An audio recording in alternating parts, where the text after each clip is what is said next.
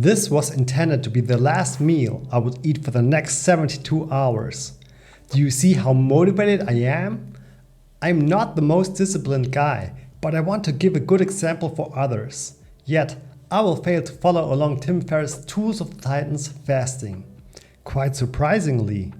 That makes me happy. Through failure, I learned 3 important lessons not mentioned in Tools of the Titans that I want to share with you. Hey friends, welcome back to the channel. If you're new here, my name is Denis, a full-time German civil engineer and licensed fitness coach doing YouTube on the side. On this channel, we apply engineering tools and principles that can help us to create a healthier, happier and more joyful life. The last couple of months were really intense for me.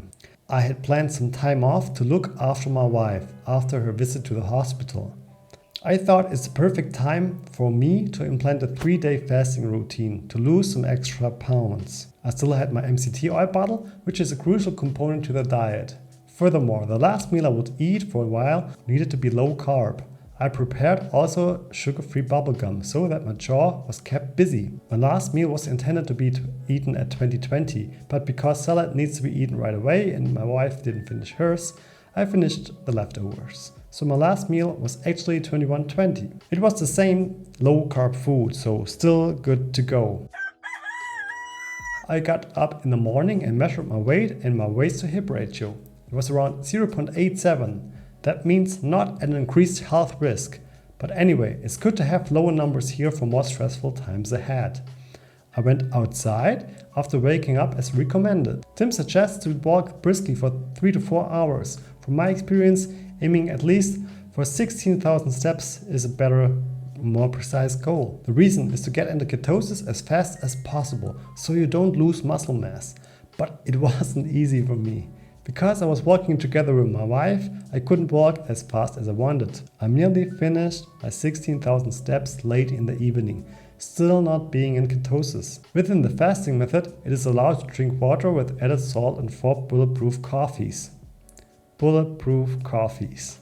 Just the idea of them gives me goosebumps. Maybe because they remind me of previous fasts. It's just coffee with a teaspoon of MCT oil. I called my nurse with sugar-free gums. Next day, I finally hit ketosis, but I feel weak. My wife is not happy the way I look. She fears I might just fall over. We go for another walk, but I cannot check my daily step goal for this day. I keep myself busy with laying in bed and reading. I don't feel hungry because of ketosis. Therefore, I thought it would be easy to cook for my wife. But because of my weakness, my preparedness showed its flaws. Cooking is just torture for me, and I can't really tell why. I feel useless because my wife needs me and I promised her home-cooked food. I realize once more how strongly we're defined by our environment. I'm not living in a vacuum. People are depending on me. I will have to change my strategy. Fasting used to work great for me, but now when you needed to be functioning, I had to reconsider.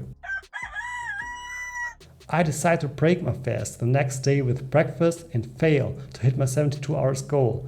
After some hours, I feel better. Therefore, I can cook for my wife. I failed to achieve the 72 hours fasting, but it's not bothering me. I learned 3 important lessons that maybe I would not have learned when succeeding. But first, I want to give a quick roundup of the fasting method of the Tools of the Titans. Caution: you are responsible for your own health. If you are not sure if fasting is suitable for you because it isn't for everyone, consult with a professional first.